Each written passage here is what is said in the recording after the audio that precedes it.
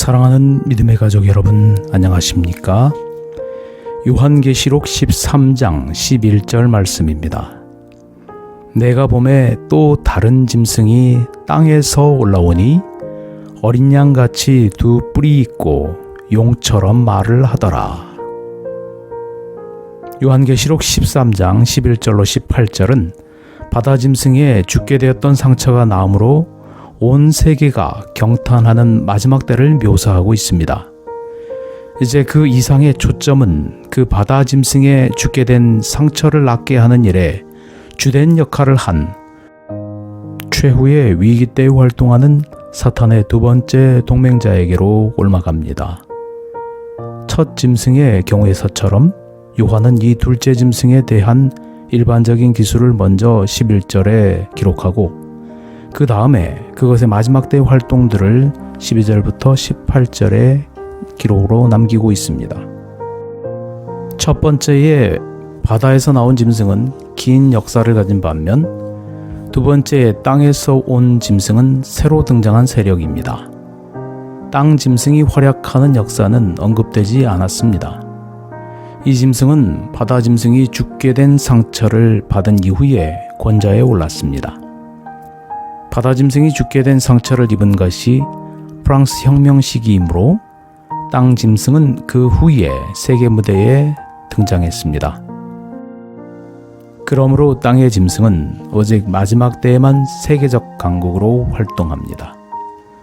또한 첫째 짐승은 무서운 모양을 가진 반면 둘째 짐승은 대조적으로 악이 없는 모양을 가졌습니다. 첫째 짐승이 10개의 흉악한 뿔을 가지고 있으나 반대로 둘째 짐승은 어린 양같이 생겼고 어린 양의 뿔 같은 뿔 2개를 가졌습니다. 요한계시록에서 어린 양은 독점적으로 그리스도의 상징입니다. 이것은 마지막 때의 세력은 그리스도와 같은 외양을 가졌고 하나님의 백성에게 우호적임을 보여줍니다. 그러나 성경 본문은 이 양과 같은 세력이 사탄의 영을 드러내는 것을 보여줍니다. 다시 말해서 그것은 용처럼 말하고 있습니다. 용처럼 말한다는 것은 에덴 동산에서 뱀이 하와에게 말했을 때와 같이 기만적이고 유혹적인 말을 하는 것입니다. 선지자들이 하나님의 대변인의 역할을 하는 것과 같이 이 마지막 때의 세력은 사탄의 대변인입니다. 성경의 거짓 선지자들은 자기들도 하나님으로부터 받은 기별을 가진 하나님의 대리자라고 주장합니다. 그러나 그들은 사람들을 하나님으로부터 멀리 떠나가게 했습니다.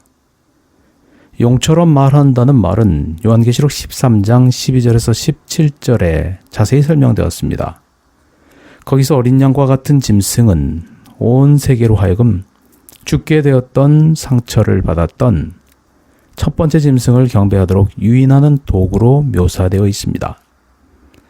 그러면 이 어린 양과 같은 짐승은 이 세상의 어느 세력을 나타낼까요? 중세 이후의 역사에 나타난 세력으로서 요한계시록 13장의 어린 양과 같은 짐승에 대한 묘사에 부합하는 세계적 세력은 오직 하나뿐인데 그것은 개신교 국가인 미합중국입니다. 마지막 시대의 하나님의 백성들은 아주 대조되는 두 세계 사이에 놓이게 될 것입니다. 요한계시록 13장의 짐승들은 예수와 성령의 사역을 모방합니다. 성령처럼 땅에서 나온 짐승은 자기 자신을 찬양하는 것이 아니라 가짜 예수를 찬양합니다. 이들 두 존재는 12장의 용과 더불어 지상 역사의 마지막 위기에서 기만하는 일을 할 것입니다.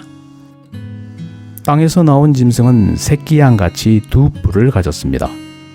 요한계시록에서 참 되신 어린 양은 인류를 구속하시기 위하여 기꺼이 자기 자신을 희생제물로 드리셨습니다. 어린 양은 인간의 감정을 강제하지 않으십니다. 이러한 자기 희생은 개인적인 이익이 아니라 타인의 유익을 위한 것이었습니다.